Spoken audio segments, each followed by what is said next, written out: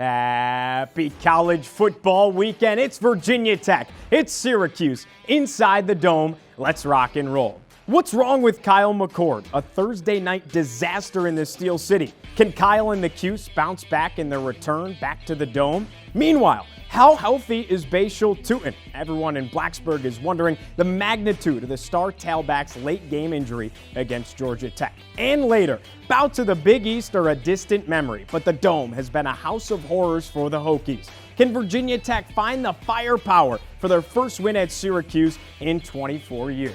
We're talking all that and more on this beautiful Friday morning from the Moss Arts Center studios here in Blacksburg. I'm Giovanni Heater alongside Carter Hill and Raza Umerani. And guys, we got a big one this weekend up in the Dome, Virginia Tech and Syracuse. I'll tell you what, I can't wait. First off, great to be with you guys, absolutely. by the way. It has been way too long. Virginia Tech and Syracuse, this is such a big game for Virginia Tech. And the vibes have been high in Syracuse all year long. Can they maybe get some of that back after that game at Pitt last weekend? Well, Carter, I was going to say the exact same thing. It's just awesome to be up here, the trio, the three musketeers, whatever you want to call it. You know, Gio and I share this desk every Friday, but with you up here, man, it's a different story. I feel like I'm missing out, and now I'm back. So I appreciate y'all. I'm excited. And I'm excited. I agree with what you said, and it's awesome because this is the first meaningful game for both sides in this rivalry and what feels like forever. Definitely the first time that we've been students here, so I'm looking forward to what should be an awesome trip up to the Dome and an awesome game on Saturday afternoon. Noon kick on the CW. You can also listen to it right here on 3304 Sports as well. I'll have the call alongside Kyle Marshak. These two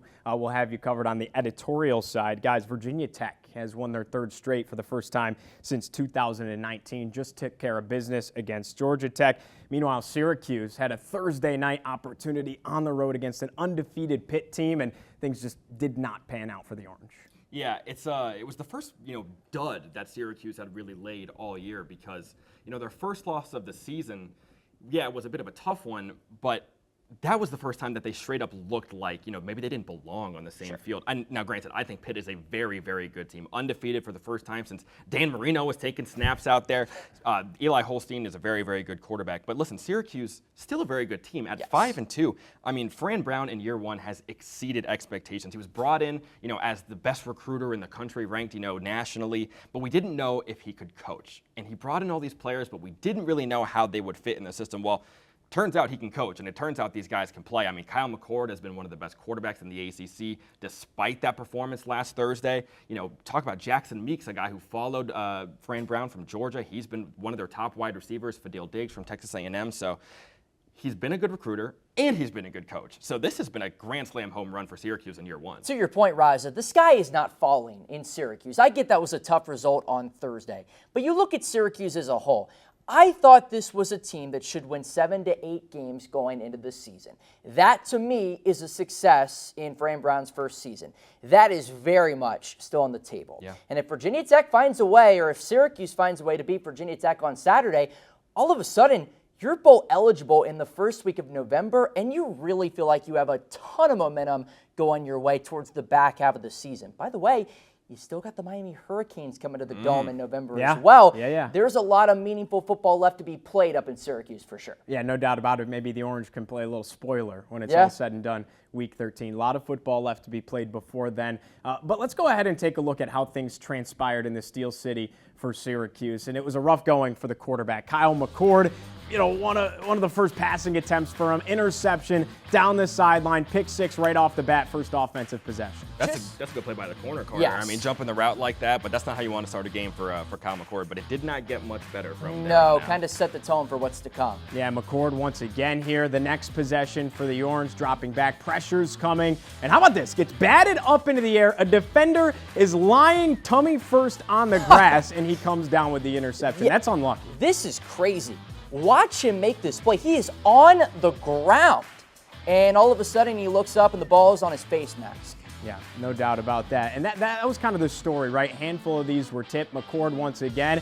This time, though, bad read was looking for Gadsden. picked off, and then another house call for the Panthers' second pick six. There would be 3 in the first half. But this one was a much more impressive return there by the defensive back, fighting off defenders. Get off me. Here's McCord, another tip drill, another pick six. The Orange just trying to get into the halftime break and stay in this game. Instead, they're down big. Yeah, this game really snowballed on Syracuse, and you're down 31-zip at half. Trying to make plays happen in the second half. Another tip, another Pittsburgh interception, and again, Syracuse just struggling. 5 total interceptions for Kyle McCord on the day. The Orange looking to recover. With all this being said, though, I will say that Kyle McCord has been one of the most prolific passers in the entire country despite this performance. Yeah, we talk about the interceptions, but at the end of the day, it still was just one game. Kyle McCord has been the guy that Syracuse fans would like for him to be. And I get 11-1, the starting quarterback at Ohio State last year. That was the big storyline when he transferred to Syracuse. He has still been the saving grace for the Orange this year. I get he did not have a good performance on Thursdays, probably a fair thing to say.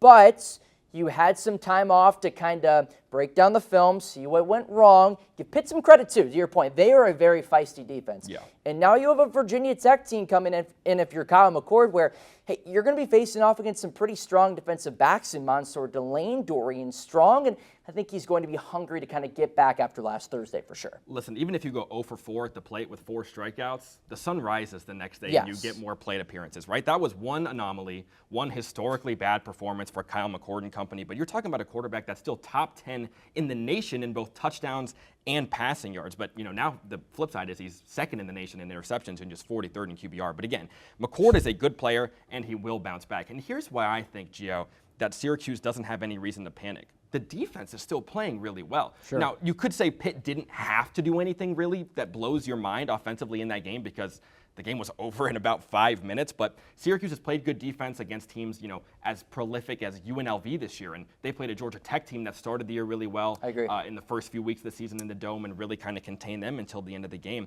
I think this week, though, against a Virginia Tech team that has a prolific rushing attack and can hurt you in the passing game will tell us a lot about where Syracuse stands defensively, and McCord will need to bounce back, and it'll tell us a lot about how the offense looks for the Orange as well. Well, guys, Syracuse will look to change the narrative and avoid another late season implosion on Saturday. In the last 4 years, the Orange are 3-12 in the month of November after promising starts. Our own Miles Jordan believes that things are different with a brand new coaching staff, program-changing talent, and a Corvette at quarterback. Thanks, Gio. The Syracuse Orange recorded a nearly perfect season through its first 6 games, capturing a 5-1 record, 2-1 in the ACC, and was on track to win its 3rd in-conference game against Pittsburgh last week on Thursday Night Football. However, the lights were a little too bright for the Orange and its quarterback Kyle McCord, who threw a career-high 5 interceptions against the Panthers and a 41-13 loss on the road. McCord accounted for 4 touchdowns against Pitt, 3 through the air and 1 on the ground, but unfortunately all 3 of McCord's passing touchdowns ended up in the hands of Pittsburgh defenders, who ran back 3 of McCord's interceptions for touchdowns, accounting for 21 of the Panthers' 41 points. These turnovers were extremely out of character for the Ohio State transfer quarterback, who only threw 6 picks in Syracuse's first 6 games. In fact, coming into the game, McCord was having a stellar season, leading the ACC in passing yards with 2,160, averaging 360 yards per game. The Orange hosts Virginia Tech Hokies this week, and now, with McCord's 11 picks on the season, the Hokies defense will be hungry for more takeaways, especially after intercepting Georgia Tech's quarterbacks twice last week in its 21-6 victory over the Yellow Jackets. But if the Hokies are looking for takeaways, they will have to be sure to not take their foot off the gas. Because even with McCord's mishaps against the Panthers, he never took himself out of the game and finished the contest with 35 completed passes for 321 yards passing, an enormous number for it to be his lowest number of passing yards on the season. He is yet to throw for under 320 yards in a game this year, which can prove dangerous against the Hokies, who have not faced a true threat at quarterback since nearly taking down Heisman hopeful Cam Ward and Miami in Week 5. Including the disaster against Pitt, McCord has still completed 63.6% of his passing attempts on the season and leads the nation in completions per game with 31.4. He has thrown for just under 2,500 yards passing this year, which accounts for 354 yards per game, compared to the Hokies defense, who already allowed nearly 200 yards per contest. The talented quarterback has proven that he can compete at a high level, but after last week, McCord needs to hit Control-Alt-Delete and have a hard reset on his game before looking to bounce back and play spoiler for the Hokies season by knocking them out of contention for a conference championship. Back to you guys. Thanks, Miles. Good stuff as always. Well, guys, I think it's safe to say that Syracuse could definitely have its hands full once again with Virginia Tech rolling into town on Saturday. The Hokies have ripped off 3 in a row after almost taking down number 7 Miami on the road. And every game from here on out is essentially an ACC championship elimination game for Tech. That's right. I mean, we were talking after the Rutgers game, right? Virginia Tech is sitting at 2-2.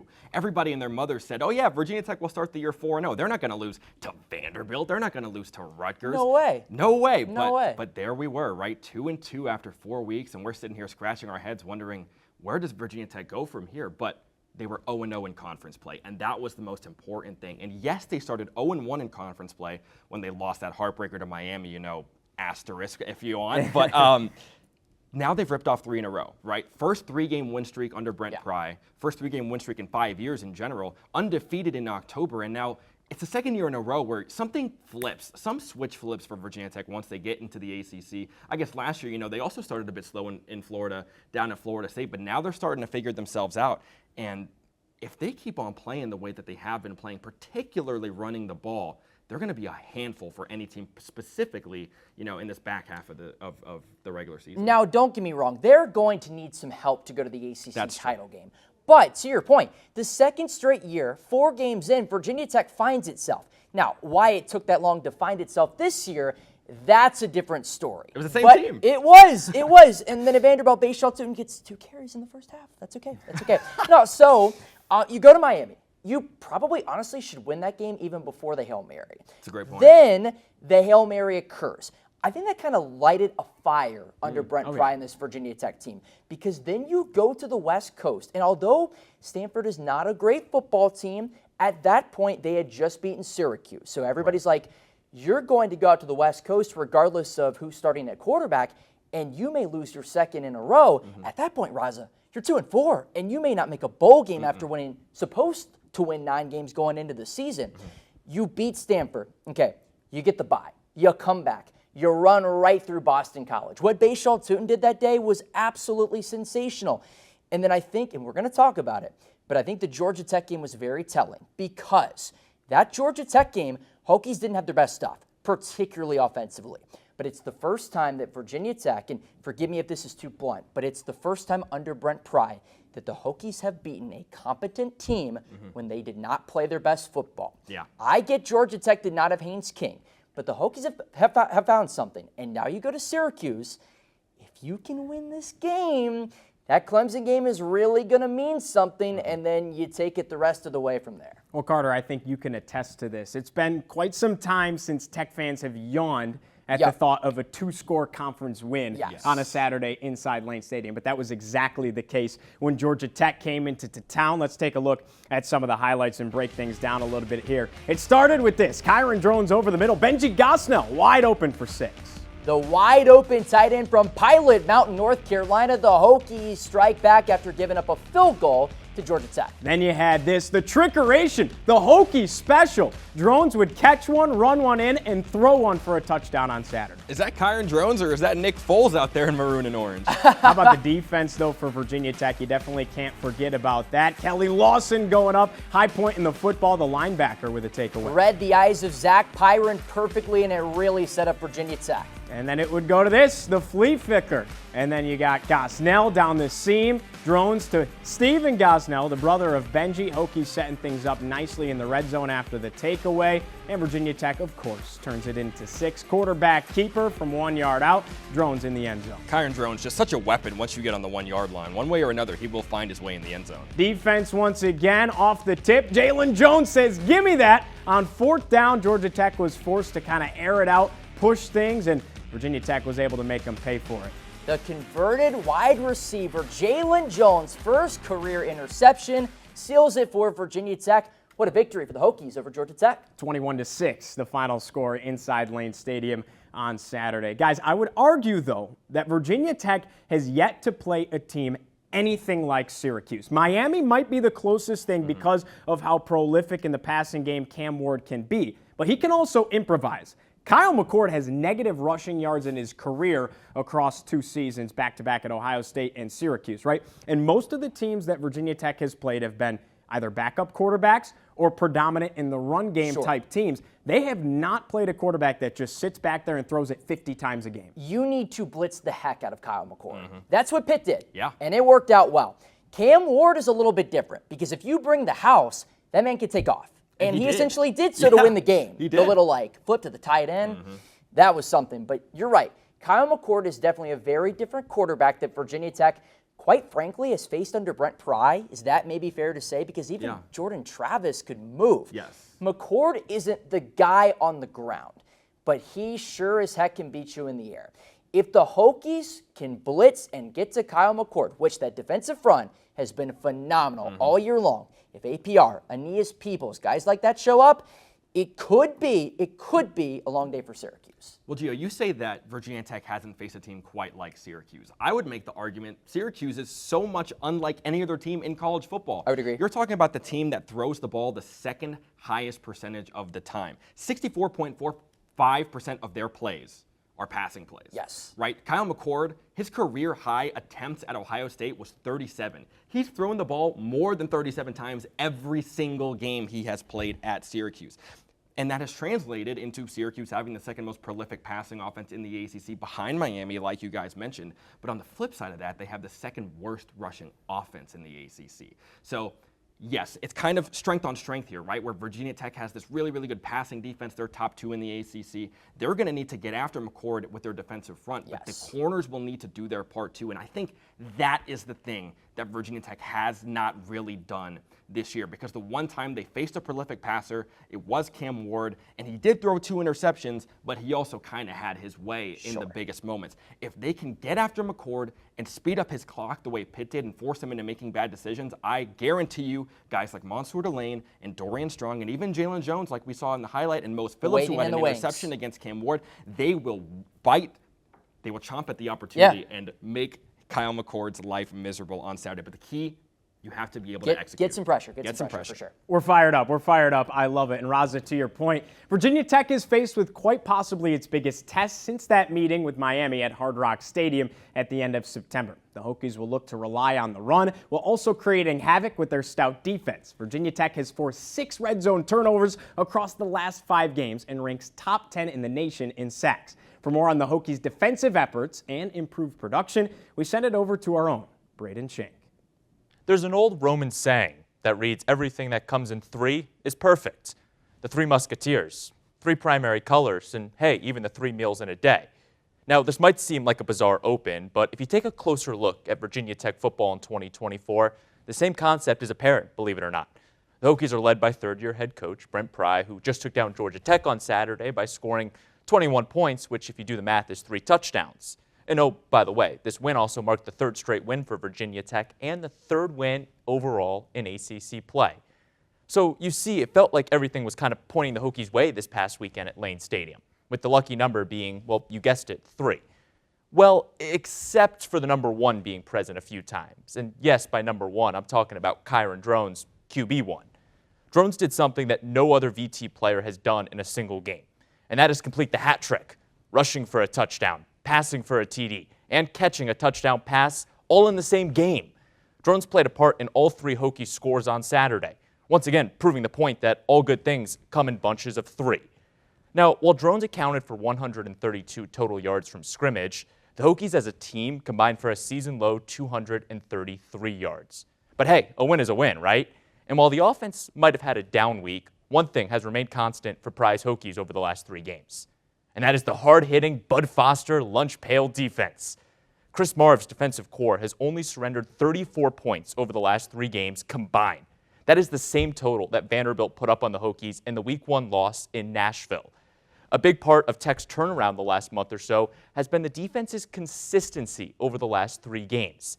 I mean, you look at the numbers. The Hokies have forced 7 turnovers, held oppositions to just 9 trips to the red zone with just 4 scores on those tries. And the Saxburg mentality is alive and well. 10 sacks over the last 3 games for Virginia Tech. And those are just numbers, right? But there has been a lot of big game-defining moments made over the last 3 weeks. I mean, APR forcing and recovering fumbles on the Hokies' 2-yard line versus Stanford. And then an encore the following week on the 6-yard line to stop a BC score. You have Jaden Keller snuffing BC on a 4th-and-1 play late in the third quarter to stop a 21 unanswered run for the Eagles. And hey, who can forget about Keontae Jenkins making another 4th-and-1 stop inside the Hokies' red zone to force a turnover on downs against the Jackets. The stability of the defense for Tech has kept the Hokies in ball games. And oh, by the way, it's given way to the offense having record-book performances week after week. As Virginia Tech travels to take on Syracuse this weekend, the idea of mastering both sides of the ball has never been more apparent. And the Hokies will look to squeeze the orange this weekend in upstate New York. Guys? Good stuff as always, Braden. Well, guys, I want to dig a little bit deeper into the roots of this rivalry because I think it's a little bit underappreciated by today's youth. Guys our age just don't typically understand how much history there is between Virginia Tech and Syracuse. But this is your daddy's rivalry, right? These two had some clashes in the Big East days. I mean, they haven't played. They played in 2003, right? Then they didn't play till 2016. And then they've played the last couple of seasons kind of rejuvenating things a little bit, but have not played a ton throughout the 2000s, really. With that being said, they've had some bangers. Yeah, I got to say, guys, I wish I was around when the Big East was around because that was fun. Virginia Tech, Syracuse, Miami. Pitt, West Virginia. Awesome. Cincinnati. Sputterings of Penn State for a stretch. True, yes, true. And so that's actually where I'm going to go. How about in 1999, some Hokie history for you when Virginia Tech hosted College Game Day for the very first time when Syracuse came to town. I think that's the only time that these two teams have met where each of them have been ranked. That's correct. So it was a huge game here at Lane Stadium. I mean, awesome for this city, for this campus, for these people to get College Game Day in here. And all Virginia Tech did was beat the brakes off the orange, kind of squeeze the juice out of it. That's such an overplayed. I understand what you're saying, but you I get understand my what you're point. saying. And Carter, what was the final score of that game? 62-0. 62. How does that even happen? Lee Corso, before that game, pulled out that massive fighting gobbler head. That's right, and whipped it up. It was taller than you, Carter. That was the day College Game Day was like born, as to what College Game Day is today. They packed Lane Stadium before the game for College Game Day. That is a core memory in the rivalry for sure. Yeah, that's the number one thing I think about. But Carter? So the only game that I personally remember in the Dome was the 2016 one. Okay. Virginia Tech under first-year head coach Justin Fuente came marching in on a tear. Well, the Orange kind of laid it to the Hokies that day. They won it 31-17, and quite frankly, it really was not even that close. That was a Virginia Tech team that finished 10-3 and went to the ACC title game and were 20 yards away from winning the ACC title. Syracuse that year, 4-8. 4-8. They were 4-8 in Dino Babers' first season. That shows that the Dome is truly the house of horrors, and they changed that. We'll see. Well, so superstitions are crazy, right? Because everybody talks about this Virginia Tech curse up in the Carrier Dome, or the JMA Wireless Dome, as it's now called. I'm just now remembering your guys' freshman year. I was studying in a different program at a different institution, but when Syracuse came here, Virginia Tech was wearing those 1999 throwbacks. And Syracuse won. And Syracuse won that game at the death, and it was kind of the end of the previous regime and the sign that things were going to go in a different direction. And then Brent Pry came in. But my point is, Virginia Tech has these new uniforms this year that are modeled after the 1999 uniforms. So I'm a big uniform aficionado. I know you are too, but I'm not superstitious. I'm only a little stitious, Giovanni Heater. You know who had 3 touchdowns that day on the ground? I know Garrett you probably Schrader? remember. Malachi Thomas. Oh, that's right. And As a and true freshman. And who knows what's going to, maybe Malachi will see some carries this week. Wow, we'll get into We'll that get a into little that in a bit. Yeah, no doubt. You guys are missing some bangers, though. I'm sorry. 1998, Donovan McNabb in the Dome. 2000, Michael Vick. one of Tech's lone wins in the Dome. Michael Vick scampers down the sideline for a long touchdown at the end of the game to seal it for Virginia Tech. 2002, triple overtime in the Dome. Syracuse, Troy Nunes and company pulled it out, despite Brian Randall throwing for over 500 yards for Virginia Tech. I mean, it was an unbelievable Troy game. Nunes, isn't there like a media outlet named after him? There is. Nunes Magician? Okay. The long name is Troy Nunes, is an absolute magician. That is the long name that's of kinda that. crazy. Yeah, no doubt about that. Want to tell you guys though about this and hear a little bit more about the Dome. Virginia Tech 2-8 all time when playing up there. I mean, Hokies fans kind of shiver their timbers when you talk about Syracuse. So here's the thing with that. Yes, Virginia Tech has not played well in the Dome, but they haven't won there since 2000. But how many times have they played there since then? Twice. 2002 and 2016. So, though it has not gone the Hokies' way there in the past, Virginia Tech is not going to Death Valley this weekend. Hokies, regardless of where you're playing, should have a decent chance to win the game. I totally understand. The dome and the noise has got to be something special because you are inside. It's loud. Virginia Metal Tech roof has now, not too. played inside since that 2016 game. Really? I believe that's correct. Wow. They have not played inside since. So that will be a different challenge for Brent Pry and Co. I mean, 2016, guys, I mean, gas was probably under $2. The Cubs hadn't won the World Series in 108 years. Times were different. Two presidents ago. 2 presidents ago. And, by next week, it'll be 3 president-elects ago. Yeah. So I think, Carter, you make a great point because, it's in the past, There's been so much that has happened for both of these programs over the last several years. Things are a-changing. And, yeah, historical trends are something that are important to keep in mind, but think about earlier this year. Vanderbilt hadn't beaten a Power 4 team in however many years, and Virginia Tech walks in there, and Diego Pavia runs all over the Hokies. So, is it important to keep in mind? Yes. Is it going to dictate how things go on Saturday? No. It's a new slate when that game kicks off at noon, and that's all that matters, in my opinion. Well, guys, it's a rivalry that's been full of iconic figures, from Donovan McNabb to Michael Vick, Dwight Freeney to Corey Moore. The list goes on and on. This season, there's a refreshing element of star power on both sides that's been absent in recent history, and it starts with the quarterbacks. A gunslinging signal caller in Kyle McCord for the Cuse, and a wrecking ball of a dual threat in Kyron Drones for the Hokies, each using the transfer portal to rejuvenate their college careers. For more on the uniquely contrasting nature of their journeys, our own Cody Wagner is standing by. Cody? The transfer portal, the new way of recruiting. Both teams on Saturday have found their star signal caller via this new alternative. Prior to the 2023 campaign, Virginia Tech was seeking a Chapel Roan to their Taylor Swift, a quarterback to compete against Grant Wells. For that, they brought in Baylor transfer Kyron Drones, who was a backup with the Bears. Despite a back-and-forth competition in the offseason, ultimately Wells won the starting spot. However, he went down with an injury late in Week 2 against Purdue. Drones came in for the last drive, and from there, he never looked in the rear view, taking over as the starter and leading the Hokies to a bowl game a year ago. Entering this season, there was no doubt that the starting QB in Blacksburg would be wearing number 1, and Drones has become the star of the show for Tech, running, throwing, and even catching a touchdown last week. At Virginia Tech, the Hokies' lead horse has made the most of his second chance. The man under center on the other side has dealt with a number of setbacks himself. Kyle McCord worked his way to the starting position at Ohio State last year, and despite a quality season with 24 touchdowns and just 6 interceptions, many fans were critical of McCord. Because of his pending status with the Bucs, he made a quote-unquote business decision and subbed out the scarlet and gray for the orange and blue. McCord has gained much more appreciation in upstate New York, and although he struggled last game with 5 interceptions, the Syracuse signal caller has been largely effective, putting SU on the brink of a bowl game just 7 contests into the season. Drones and McCord have hit the ground running in their new situations.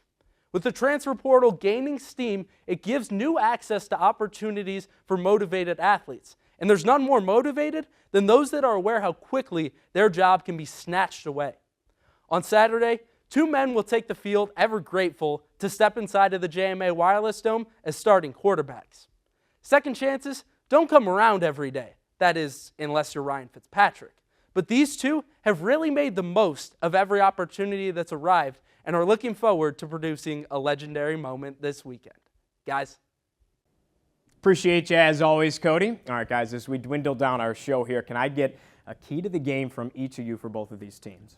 Well, I'll start with Syracuse, and I think the key to this game is to flush last week, right? It was an anomaly, like I said. It was historically bad, but it was one game, and it was going to be 10 days ago by the time this game kicks off. Flush it, stick to your guns. Kyle McCord, let it rip. Get back there and throw it 55 times. Hit, Trevor Pena, hit Jackson Meeks, hit LaQuinn Allen out of the backfield. Flush last week, go back to what worked because it worked for so long. For Virginia Tech, pressure the quarterback. For Syracuse, very cliche. They need to get off to a fast start because after last week, the wind was completely taken out of its sails.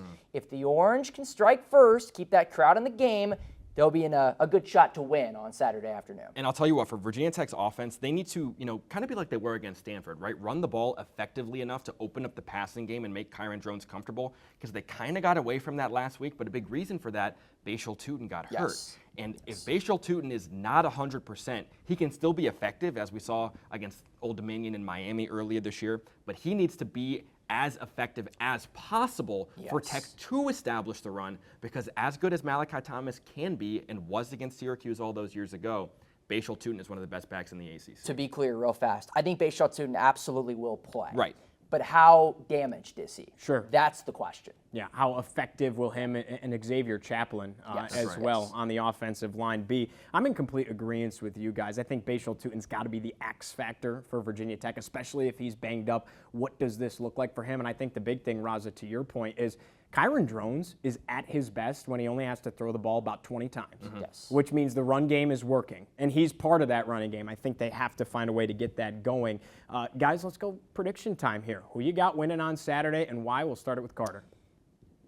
I think Syracuse wins. Oh, my. I think the Orange beat Virginia Tech, because the reasoning for that is Brent Pry and co. have yet to show they can beat a pretty good football team on the road. I got to see that before they do it, or I got to see that before I pick them. So I'm saying the Hokies fall to the Orange in the Dome. To that point, Brent Pry and company 1-11 in one-score games under his regime. I mean, this is looking like it could be one of those coin flips. If it gets to a one-score game, the odds are not in Tech's favor. But something's got to give at some point. Did you steal my notes by any chance? I'm sorry. Brent Pry only won one-score win in his time at Virginia Tech. It was against Liberty, so he's never done it in the ACC. Fran Brown, in 7 games, already 3 one-score wins. 2 of them have come in the ACC against Georgia Tech and NC State. I got Syracuse winning this ball game as well, gentlemen. 30-27 is my score prediction, just because it's going to be a close game, and Syracuse has the home field advantage, and their coaching staff has shown that they can already do what Brent Pry's coaching staff can't. But I'm going to give you guys something. Syracuse has the 2nd worst special teams efficiency in the FBS, and special teams has always been a big thing around these parts. If Virginia Tech can play a little beamer ball, it'll give them the leeway to maybe come away with their first ever ACC one-score win under Brent Pry. But these are too many hypotheticals, too many if, and, buts, or maybes. I got Syracuse winning a close one. And the Hokies have been good there. They've returned a punt for a touchdown.